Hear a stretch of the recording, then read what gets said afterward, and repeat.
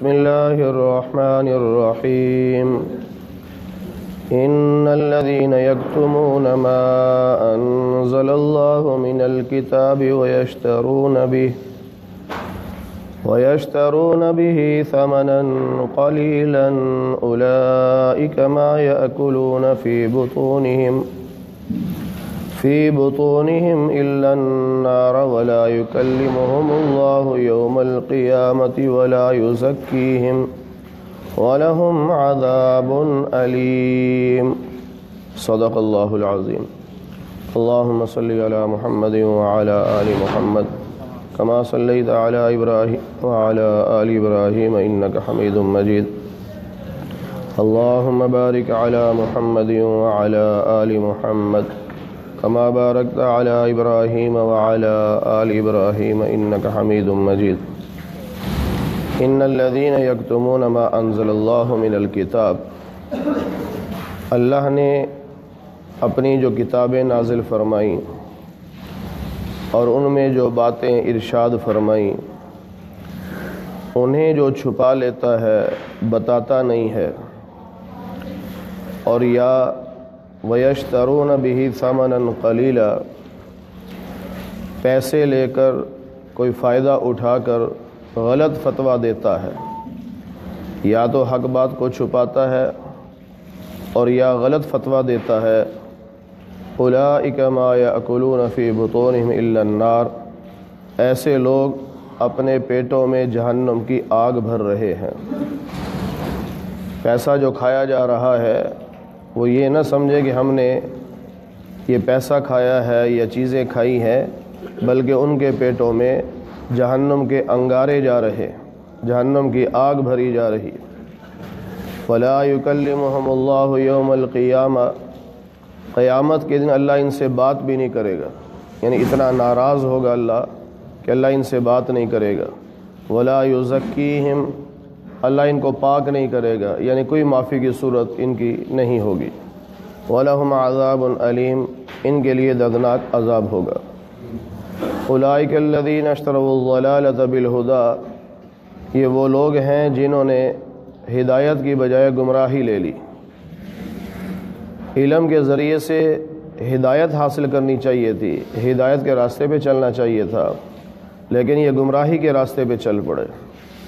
والعذاب بالمغفرہ اللہ نے علم دیا ہے تو اس علم کے ذریعے سے ایسے کام کرنے چاہیے تھے جس سے اللہ کی طرف سے مغفرت کے فیصلے ہوتے، لیکن انہوں نے بجائے مغفرت لینے کے اللہ کا عذاب لے لیا۔ فما اصبرہم علی النار کیسے صبر والے ہیں کہ علم ہونے کے باوجود، معلوم ہونے کے باوجود کہ غلط مسئلہ بتانے پر جہنم کی آگ میں جائیں گے، پھر بھی یہ جہنم کی آگ پہ صبر کر رہے ہیں، یعنی اسی راستے پہ چل رہے ہیں۔ ان کو یہ عذاب کیوں دیا جائے گا کہ پیٹوں میں جہنم کی آگ ہے، اللہ ان سے ہم کلام نہیں ہوگا، اللہ ان کو پاک نہیں کرے گا؟ فرمایا اس کی وجہ یہ ہے کہ بِأَنَّ اللَّهَ نَزَّلَ الْكِتَابَ بِالْحَقِّ اللہ نے سچی کتاب نازل فرمائی، اس میں ہر بات سچ نقل فرمائی، اور ان لوگوں نے ان الذین اختلفوا فی الکتاب اللہ کی کتاب میں اختلاف ڈال دیا، جھگڑے شروع کر دیے، اپنے پاس سے اس میں چیزیں ایڈ کرنا شروع کر دی، جو جی میں آتا اپنے ہاتھ سے لکھ لیتے اور لوگوں کو دھوکہ دیتے کہ یہ اللہ کی کتاب میں یوں لکھا ہے، حالانکہ لکھا تم نے خود ہے۔ تو اللہ فرماتے ہیں کہ جو اللہ کی کتاب میں اختلاف کرتے ہیں لفی شقاق بعید بہت دور کی گمراہی میں پڑے ہوئے ہیں۔ لیس البر ان تولوا وجوہکم قبل المشرق والمغرب دوسرے پارے کے آغاز میں تحویل قبلہ کا مسئلہ بیان ہوا تھا، 2 رکوع وہی بحث چلتی رہی۔ اس بحث کو سمیٹتے ہوئے اللہ فرماتے ہیں کہ نیکی صرف یہ نہیں ہے کہ رخ مشرق کی طرف کر لیں یا مغرب کی طرف کر لیں، کیا صرف یہی نیکی رہ گئی ہے اور کوئی نیکی نہیں دنیا میں کہ تم ایک ہی اس پہ بحث کر رہے ہو، ایک ہی مسئلے پر کہ جی رخ جو ہے بیت المقدس کی طرف ہونا چاہیے یا بیت اللہ کی طرف ہونا چاہیے، پہلے ادھر کیوں تھا اب ادھر کیوں ہے؟ صرف نیکی اس کا نام نہیں ہے، نیکی تو اللہ کے حکم کے ماننے کا نام ہے۔ اگر کوئی آدمی بیت اللہ کی طرف رخ کرتا ہے لیکن اللہ کی بات نہیں مانتا تو مومن تو نہیں ہے۔ اللہ کی بات ماننا اصل یہ دین ہے، اپنی مرضی اور اپنی خواہش کے مطابق چلنا یہ دین نہیں۔ اللہ فرماتے ہیں کہ نیکی تو یہ ہے من آمن باللہ، اللہ پر ایمان لائے، والیوم الآخر، آخرت کے دن پر ایمان لائے، والملائکۃ، فرشتوں پر ایمان لائے کہ فرشتے اللہ کی مخلوق ہے، اللہ نے پیدا کی ہے اور اس مخلوق میں مذکر مؤنث نہیں ہوتا، والکتاب، اللہ کی کتابوں پر ایمان لائے کہ 4 آسمانی کتابیں ہیں جو اللہ کی طرف سے نازل ہوئی ہیں، تورات، زبور، انجیل، تینوں اللہ کی کتابیں، اتنا ماننا ضروری ہے۔ لیکن آگے ان میں جو کچھ تبدیلیاں ہو چکی ہیں اس کو ماننا ضروری نہیں، اتنا ماننا چاہیے کہ ان میں تبدیلیاں ہوئی ہیں، لوگوں نے اپنی مرضی سے تبدیلیاں کی ہیں۔ قرآن کریم پر 2 ایمان لانے ہوں گے، ایک تو یہ کہ اللہ کی کتاب ہے، اور دوسرا یہ بھی ایمان لانا ہوگا کہ اس کتاب میں آج تک ایک لفظ کے بھی رد و بدل نہیں ہوا، ایک لفظ کا بھی رد و بدل نہیں، یہ ایمان لانا بھی ضروری ہے۔ پھر فرمایا والنبیین، نبیوں پر بھی ایمان لائے کہ تمام نبی بشر تھے، اللہ کی طرف سے بھیجے ہوئے تھے، سب نے اللہ کے پیغام کو پہنچایا ہے اور سب نبی کامیاب ہیں، کوئی ایک نبی بھی ناکام نہیں ہے۔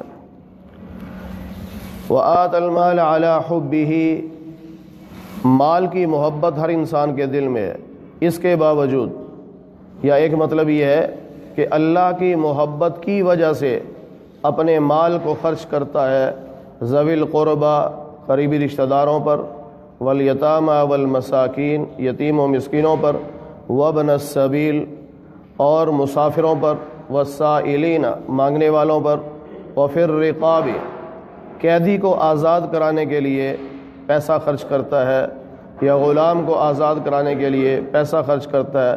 فرمایا یہ ہیں نیکیاں۔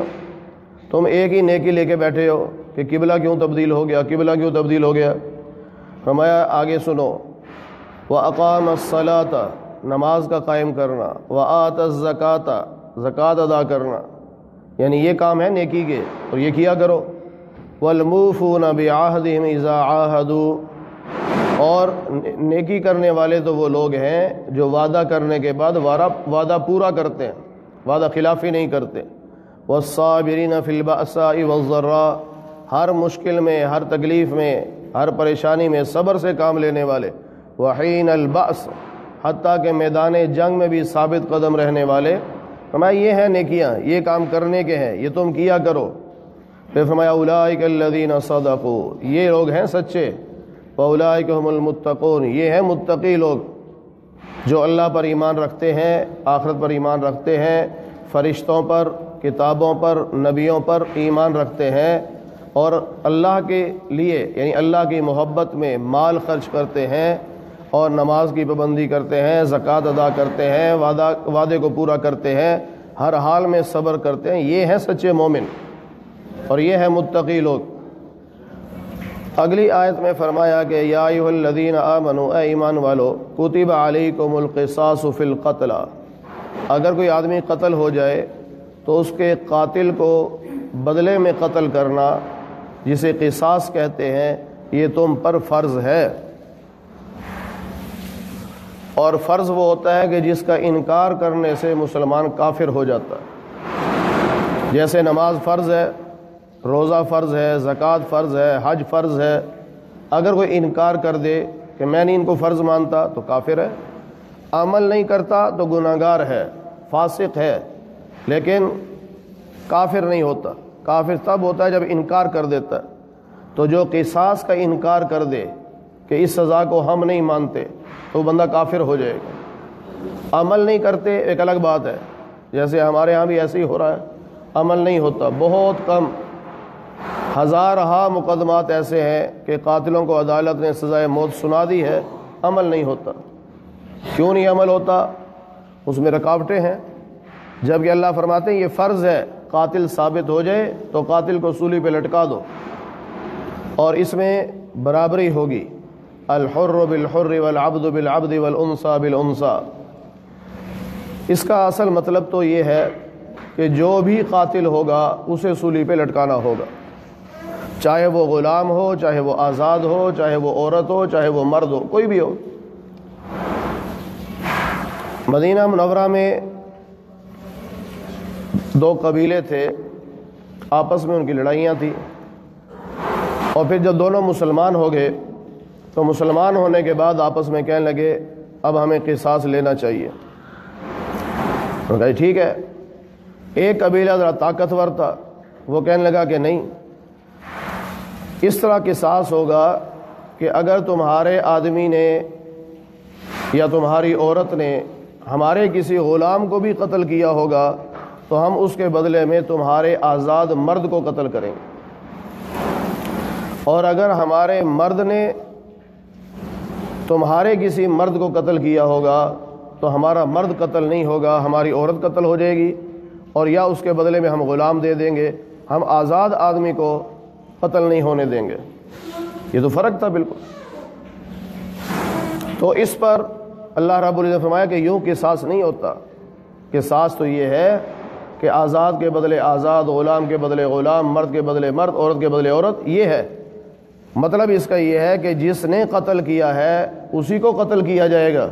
یہ نہیں ہوگا کہ اس کو چھوڑ دیا جائے، یہ تو وی آئی پی آدمی ہے، یہ تو بڑا آدمی ہے، اس کے بدلے میں کسی غلام کو، کسی چھوٹے آدمی کو سولی پہ چڑھا دیا جائے۔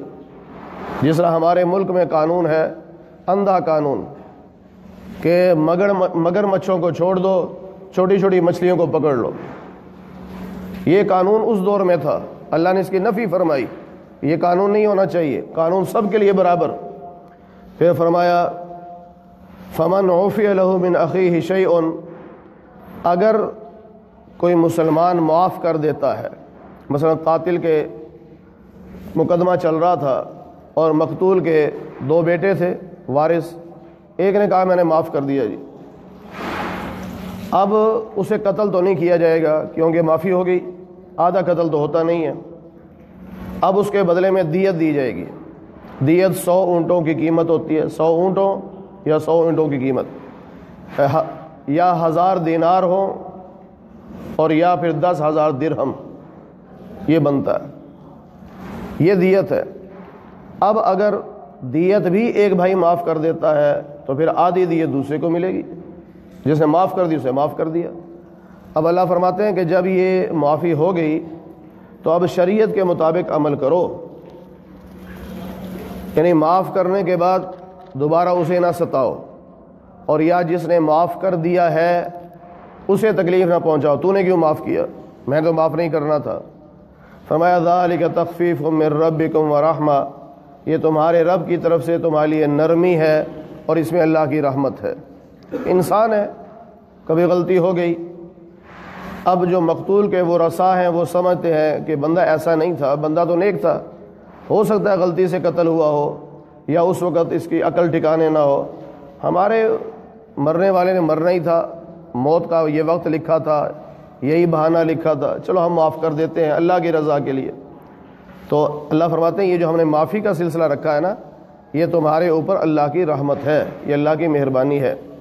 فمن اعتدی بعد ذالک، اب اس کے بعد بھی کوئی حد سے تجاوز کرے گا، یعنی معافی دینے کے بعد پھر دوبارہ کیس کر دے، یا معافی تو مل گئی، معافی ملی تھی کہ دیت دے دو تمہیں، ہم قصاص نہیں تم سے لیتے، اور بندہ کہتا ہے کہ میں دیت بھی نہیں دیتا، مکر جاتا ہے، تو یہ زیادتی ہے۔ فرمایا ایسوں کے لیے پھر دردناک عذاب ہوگا۔ وَلَكُمْ فِي الْقِصَاصِ حَيَاةٌ يَا أُولِي الْأَلْبَابِ، عقل والو قصاص کے اندر تمہاری زندگی ہے۔ قاتل کو سولی پہ لٹکانا یہ قوم کی حیات ہے، زندگی ہے۔ کیسے؟ اگر قاتل کو چھوڑ دیں گے، اسے کچھ نہیں کہیں گے، تو وہ شیر ہو جائے گا اور آئندہ اور بندوں کو قتل کرے گا، تو باقیوں کی زندگی تو اس کے قتل کرنے پہ بچتی ہے۔ اور یا ایسا بھی ہو سکتا ہے کہ جب اس قاتل کو سولی پہ نہیں لٹکائیں گے تو کوئی اور بندہ بھی دلیر ہو جائے گا کہ یہاں کوئی نہیں پوچھتا، مار دو، قتل کر دو، کوئی بات نہیں، تو اوروں کو ہلہ شیری ملے گی۔ اور اگر اس قاتل کو سولی پہ لٹکا دیں گے تو اس کے دو فائدے ہوں گے۔ ایک تو یہ کہ اس کے ہاتھ سے کوئی اور قتل نہیں ہو سکتا، بچ گئے، اور دوسرا یہ ہوگا کہ اس کی عبرت والی سزا دیکھ کر اور کئی لوگ جو قتل پر دلیر ہونا چاہتے تھے وہ ڈر جائیں گے، آئندہ کوئی اور بندہ قتل نہیں کرے گا۔ اس لیے فرمایا کہ قصاص کے اندر تمہاری زندگی ہے عقل والو، لعلکم تتقون، اور ہر اللہ کے حکم کا مقصد اور منشا یہ ہوتا ہے کہ بندے کے اندر تقوی آئے، خوف خدا آئے، اللہ کی نافرمانی سے وہ بچنے والا ہو۔ کتب علیکم اذا حضر احدکم الموت، فرمایا تم میں سے کسی کی موت کا وقت آئے تو اس پر ہم نے فرض کر دیا کہ ان ترک خیرا الوصیۃ للوالدین والاقربین بالمعروف، کہ اچھے طریقے سے، عمدہ طریقے سے وصیت کر کے جائے کہ میرے مرنے کے بعد میری وراثت میں سے میرے ماں باپ کو اتنا دے دینا، میرے فلاں رشتہ دار کو اتنا دے دینا، میری بیوی کو اتنا دے دینا، میرے بچوں کو اتنا دے دینا۔ یہ وصیت پہلے فرض تھی، اب نہیں ہے۔ یہ وصیت کرنا پہلے فرض تھا، جب تک سورہ نساء کا دوسرا رکوع نازل نہیں ہوا اس وقت تک یہ حکم فرض تھا۔ سورہ نساء کے دوسرے رکوع میں اللہ نے خود حصے مقرر فرما دیے کہ اگر کوئی شوہر فوت ہوتا ہے تو بیوی کو جو ہے وہ 1/8 ملے گا اگر شوہر کی اولاد ہوگی، اگر شوہر کی اولاد نہیں ہے پھر 1/4 ملے گا۔ اسی طرح اگر بیوی فوت ہوتی ہے تو شوہر کو 1/4 ملے گا اگر اس بیوی کی اولاد ہے، اگر بیوی کی اولاد نہیں تھی تو پھر خاوند کو 1/2 ملے گا، نصف ملے گا۔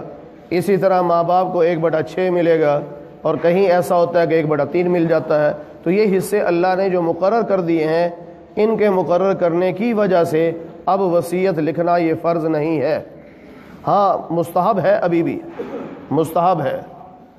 بہتر ہے بندہ اپنی ڈائری پہ لکھتا رہے، ڈائری بنا کے رکھے، گھر والوں کو بتایا ہو کہ میری ایک خفیہ ڈائری ہے، وہ رکھی ہوئی ہے، میرے مرنے کے بعد کھول کے دیکھ لینا میں نے کس سے کتنے پیسے لینے ہیں، کس کے کتنے دینے ہیں، یہ لین دین لکھا ہوا ہو تاکہ بعد میں جھگڑا نہ ہو۔ اب اس آدمی کے حق میں تو وصیت نہیں کر سکتا جس کو وراثت میں حصہ ملے گا، اس کے حق میں وصیت نہیں ہو سکتی۔ اب بندہ یہ نہیں کہہ سکتا میرے مرنے کے بعد میری بیوی کو 2 لاکھ دے دینا، اس کا تو پہلے حصہ مقرر ہے۔ ماں باپ کے لیے وصیت نہیں کر سکتا، حصہ مقرر ہے۔ ہاں وہ رشتہ دار جن کو وراثت میں حصہ نہیں ملے گا ان کے لیے اگر وصیت کرنا چاہے تو کر سکتا ہے، لیکن اس میں بھی شرط ہے کہ 1/3 مال سے زیادہ کی وصیت نہیں کر سکتا، یعنی 1/3 مال۔ مثال کے طور پہ 3 لاکھ ایک بندے کی وراثت ہے اور وہ وصیت کرنا چاہتا ہے تو 1 لاکھ سے زیادہ مال میں وصیت نہیں کر سکتا۔ اگر اس نے وصیت کر دی تو 1 لاکھ سے زیادہ پر عمل نہیں ہوگا، عمل 1/3 میں ہی ہوگا، 1/3 مال میں عمل ہوگا، اس سے زیادہ کی وصیت جائز نہیں۔ پھر فرمایا اگر وصیت سننے والا بدل دیتا ہے، بعض مرتبہ ایسا ہوتا ہے کہ ہسپتال میں بندہ لیٹا ہوا ہے، آخری وقت ہے، ایک بندہ پاس ہے، اس کا انتقال ہو جاتا ہے، رشتہ دار پوچھتے ہیں بھائی آپ ہمارے مرحوم کے پاس سے کوئی وصیت کی؟ اس نے وصیت مثال کے طور پہ کی تھی کہ 1 لاکھ روپیہ مدرسے میں دے دینا، اب یہ وصیت بدلتا ہے، کہتا ہے 2 لاکھ روپیہ کہا تھا کہ مدرسے میں دے دینا، تو وصیت کرنے والے کو گناہ نہیں ہوگا، وصیت بدلنے والے کو گناہ ہوگا۔ اس نے کیوں تبدیلی کی، کیوں جھوٹ بولا؟ ہاں اگر وصیت کرنے والا کسی گناہ کی وصیت کر رہا ہے یا ناجائز وصیت کر رہا ہے، اب وصیت سننے والا اس کو بدل دے تاکہ اس بیچارے کو گناہ نہ ہو تو یہ ٹھیک ہے، یہ ٹھیک ہے۔ اسے گناہ سے بچانے کے لیے وصیت میں تبدیلی کرے تو جائز، اور اگر وہ وصیت صحیح کرتا ہے تو اس کو بدلتا ہے تو یہ جائز نہیں ہے۔ اب یہاں 2 باتیں سمجھ میں آ گئیں، ایک تو وصیت اگر صحیح ہو تو اس پہ عمل ہوگا، ناجائز ہوگی تو اس پہ عمل نہیں ہوگا، اور وصیت سننے والا اسے چاہیے کہ اس وصیت پر عمل کروائے۔ یہ 2 باتیں ہیں، وصیت کرنے والا ناجائز وصیت نہ کرے، جائز کرے، اور اگر ناجائز ہوگی تو وصیت سننے والا اس پہ عمل نہیں کرائے گا، اگر جائز ہوگی تو اس پہ عمل کرائے گا۔ اب ایک واقعہ سنیے، تفسیر کبیر میں امام فخر الدین رازی رحمۃ اللہ علیہ نے لکھا ہے سیدنا ابو بکر صدیق رضی اللہ تعالی عنہ کا آخری وقت آیا تو آپ نے وصیت فرمائی. ایک وصیت تو یہ فرمائی کہ میرے بعد خلیفہ حضرت عمر رضی اللہ تعالی عنہ ہوں گے. سب نے مان لیا, وصیت پہ عمل ہو گیا. ایک وصیت فرمائی کہ میرے مرنے کے بعد مجھے غسل دے کے, کفن دے کے, میرا جنازہ پڑھ کے میری میت کو اللہ کے نبی کے حجرے کے باہر رکھنا اور پہلے اللہ کے نبی کو سلام پیش کرنا اور پھر اللہ کے نبی سے اجازت مانگنا کہ یا رسول اللہ صلی اللہ علیہ وسلم, صدیق حاضر ہیں, آپ کے ساتھ دفن ہونا چاہتے ہیں, اگر اجازت ملے تو مجھے وہاں دفنانا, اگر اجازت نہ ملے تو مجھے جنت البقیع میں لے جانا. اب یہ وصیت صدیق اکبر کیوں کر رہے ہیں؟ صدیق اکبر رضی اللہ تعالیٰ کا عقیدہ تھا کہ اللہ کے نبی قبر میں زندہ ہیں, تبھی تو کہا سلام پیش کرنا, تبھی تو اگلا جملہ کہ اگر اجازت ملے تو دفنانا. تو اجازت کیسے ملے گی؟ صدیق اکبر کا بھی عقیدہ یہ تھا کہ نبی سلام سنتے بھی ہیں, سلام کا جواب بھی دیتے ہیں. اگر یہ وصیت ناجائز تھی, غلط تھی, جس طرح بعض لوگ کہہ دیتے ہیں کہ نبی نعوذ باللہ قبر میں زندہ نہیں ہے, ہی نہیں, کچھ سنتا ہی نہیں, یہ لاکھوں لوگ سلام پیش کرنے جا رہے ہیں, یہ سارے بے وقوف ہیں. سعودی حکومت کیا بے وقوف ہے, وہاں کے علماء بے وقوف ہیں, امام مسجد نبوی کیا بے وقوف ہے, اسے نہیں پتا, وہ فتویٰ نہیں جاری کر سکتا, وہ کہہ نہیں سکتا کہ یہاں کیوں آتے ہیں. یہ تمام اہل سنت والجماعت, حنفی, شافعی, مالکی, حنبلی, دنیا میں 4 بڑی فقہ ہیں, چاروں فقہ کے چاروں اماموں کا عقیدہ یہ ہے کہ تمام انبیاء اپنی اپنی قبروں میں زندہ ہیں اور جو سلام پیش کرتا ہے اسے سنتے ہیں اور سلام کا جواب دیتے ہیں. اب جنازہ ہو گیا, صدیق اکبر کی میت کو لا کر حجرے کے باہر رکھا گیا اور نبی پاک صلی اللہ علیہ وسلم کو سلام پیش کیا گیا, السلام علیک یا رسول اللہ. یہ سلام وہاں پیش کرنا ہے کیونکہ اللہ کے نبی سامنے موجود ہیں. جب نبی سامنے موجود ہوں تو پھر یا رسول اللہ کہا جاتا ہے, سامنے موجود نہ ہو تو پھر یا رسول اللہ نہیں کہا جاتا. بعض لوگ صحابہ کی احادیث بیان کرتے ہیں, دیکھیں جی فلاں صحابی نے یا رسول اللہ کہا, فلاں نے یا رسول اللہ کہا, فلاں نے یا رسول اللہ کہا. ہم نے کب کہا؟ نہیں کہا. صحابہ نے اس وقت کہا تھا جب نبی سامنے موجود تھے. ایسی کوئی حدیث دکھاؤ نبی موجود نہیں اور صحابہ کہہ رہے ہیں یا رسول اللہ. تو نبی جب موجود ہوتے تھے تو صحابہ کہتے تھے السلام علیکم یا رسول اللہ, اور یہی سلام صحابہ نے قبر پہ پیش کیا, السلام علیکم یا رسول اللہ. تو پتہ چلا صحابہ کا عقیدہ بھی یہ تھا کہ نبی پاک صلی اللہ علیہ وسلم اپنی قبر میں زندہ ہے. امام فخر الدین رازی فرماتے ہیں, تفسیر کبیر میں یہ واقعہ لکھا ہوا ہے, یہ عربی کی تفسیر ہے, کہ جب سلام پیش کیا گیا اور اجازت چاہی کہ یا رسول اللہ آپ کے صدیق حاضر ہیں, آپ کے ساتھ دفن ہونا چاہتے ہیں, تو فرماتے ہیں ایک تو حجرے کا دروازہ خود بخود کھلا, کسی کو کھولنا نہیں پڑا, خود بخود کھلا. اور دوسری بات یہ ہے کہ قبر سے آواز آئی, ادخل الحبیب الی الحبیب, دوست کو دوست کے ساتھ ملا دو. صدیق اکبر کا وصیت کرنا یہ بتاتا ہے کہ آپ کا عقیدہ یہ تھا کہ نبی قبر میں زندہ ہے. پھر حضرت عمر کا عمل کروانا, اور اکیلے کا نہیں, اس وقت کے صحابہ تابعین سارے موجود ہیں اور عمل کروایا جا رہا ہے. تو یہ اس بات کی دلیل ہے کہ صحابہ کا نظریہ بھی یہی تھا, صدیق اکبر کا نظریہ بھی یہی تھا, حضرت عمر فاروق کا نظریہ بھی یہی تھا کہ نبی پاک صلی اللہ علیہ وسلم اپنی قبر میں زندہ ہیں, سلام پیش کرو تو سلام سنتے ہیں, سلام کا جواب بھی دیتے ہیں. اب وہاں کیسی زندگی ہے یہ اللہ جانے, اللہ کا رسول جانے, ہمیں نہیں پتا اس کا. یوں مثال دی جا سکتی ہے کہ جس طرح سونے والا زندہ ہوتا ہے, بس نبی بھی وہاں زندہ ہے.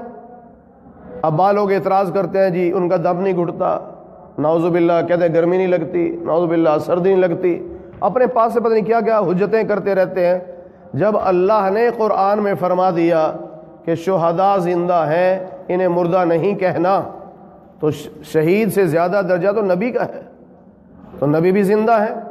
اور پھر احادیث میں موجود ہے, صحیح حدیث مسند ابی یعلا میں موجود ہے، الانبیاء احیاء فی قبورہم یصلون، انبیاء اپنی قبروں میں زندہ ہیں اور نمازیں بھی پڑھتے ہیں۔ ہمارے نبی پاک صلی اللہ علیہ وسلم نے معراج کے سفر سے واپسی میں فرمایا، میں موسیٰ علیہ السلام کی قبر سے گزرا تو میں نے دیکھا کہ قبر میں کھڑے ہو کے نماز پڑھ رہے ہیں۔ اب ہم اپنی عقل کے پیچھے چلتے ہیں، قبر تو چھوٹی ہے، کیسے کھڑے ہو گئے؟ ہم نے تو مردہ دفنایا تھا، کیسے زندہ ہو گئے؟ کیسے زندہ رہتے ہیں؟ انہیں بھوک نہیں لگتی، پیاس نہیں لگتی، پیشاب نہیں آتا، عجیب عجیب سوال کرتے رہتے ہیں۔ بھائی وہ جہان اور ہے، اس جہان پر ہماری عقل کام نہیں کرتی۔ اجی میری عقل میں نہیں آتا، تو جب تو ماں کے پیٹ میں تھا عقل میں آتا تھا؟ اگر ہم پوچھیں بچہ جو ماں کے پیٹ میں 9 مہینے رہتا ہے وہ کھاتا کہاں سے ہے، پیتا کہاں سے ہے، پیشاب پخانہ تو کرتا ہوگا نا، وہ کہاں جاتا ہے؟ بھئی اللہ کا اپنا ایک نظام ہے، تو اسی طرح قبر میں بھی اللہ کا اپنا ایک نظام ہے۔ ہمارا کام صرف اتنا ہے، اللہ اس کے رسول نے جو بتا دیا ہم اس کو مان لیں۔ اگر عقل کے پیچھے چلیں گے تو ہم ناکام ہو جائیں گے، کیونکہ اللہ اور اس کے رسول کی باتیں ہماری عقلوں سے بہت اونچی ہوتی ہیں۔ جہاں ساری انسانیت کی عقلیں ختم ہوتی ہیں وہاں سے اللہ کے نبی کی عقل شروع ہوتی ہے، اور اللہ اپنے محبوب کو ساری چیزیں دکھاتا ہے۔ تو اس لیے پوری دنیا کے اہل سنت والجماعت کا یہ نظریہ اور عقیدہ، اور یہ بات اس لیے آ گئی کہ وصیت اگر ناجائز ہو تو اسے بدلنا ہوتا ہے۔ حضرت عمر فاروق نے صدیق اکبر کی وصیت کو نہیں بدلا، پتہ چلا کہ جائز ہے، اور مرنے والا ناجائز وصیت نہیں کر سکتا، اور صدیق اکبر جو پوری کائنات میں نبیوں کے بعد سب سے اعلیٰ ہے، وہ کیسے یہ وصیت کر سکتے ہیں جو ناجائز ہو؟ اور اگر ناجائز ہے تو عمل نہیں ہوتا، تو صحابہ نے جو عمل کیا ہے وہ یہ عمل بتاتا ہے، اور صدیق اکبر نے جو وصیت کی ہے وہ وصیت بتاتی ہے کہ نبی پاک صلی اللہ علیہ وسلم اپنے قبر مبارک میں زندہ ہے۔ اللہ تعالیٰ ہمیں قرآن کریم کی صحیح سمجھ نصیب فرمائے۔ الحمدللہ رب العالمین والعاقبۃ للمتقین، والصلاۃ والسلام علی سید الانبیاء والمرسلین وعلی آلہ واصحابہ اجمعین۔ اے اللہ ہم سب کے صغیرہ کبیرہ گناہوں کو معاف فرما۔ اے اللہ درس قرآن کو اپنی بارگاہ میں قبول فرما۔ اے اللہ درس قرآن کو ہم سب کے لیے آخرت میں نجات کا ذریعہ بنا۔ اے اللہ دنیا میں انقلاب ذریعہ بنا۔ اے اللہ بیماروں کو شفا عطا فرما، بے روزگاروں کو حلال رزق نصیب فرما، حرام کے لقمے سے ہماری حفاظت فرما۔ اے اللہ جتنے مسلمان دنیا سے جا چکے سب کی مغفرت فرما دے۔ اے اللہ سب کو جنت الفردوس میں اعلیٰ مقام نصیب فرما دے۔ اے اللہ ہم سب کو قیامت کے دن حضور نبی پاک صلی اللہ علیہ وسلم کی شفاعت نصیب فرما، جنت میں آپ کی رفاقت نصیب فرما، آپ کے دست مبارک سے حوض کوثر کا پانی پینا نصیب فرما۔ اے اللہ جیسے آج ہم آپ کے گھر میں آپ کے قرآن کے نام پر اکٹھے ہیں، اے اللہ ہم سب کو جنت میں بھی اکٹھا فرما دے۔ اے اللہ محض اپنے فضل و کرم سے حضور نبی کریم صلی اللہ علیہ وسلم کے صدقے سے ہماری دعاؤں کو قبول فرما لے۔ وصلی اللہ علی النبی الکریم برحمتک یا ارحم الراحمین۔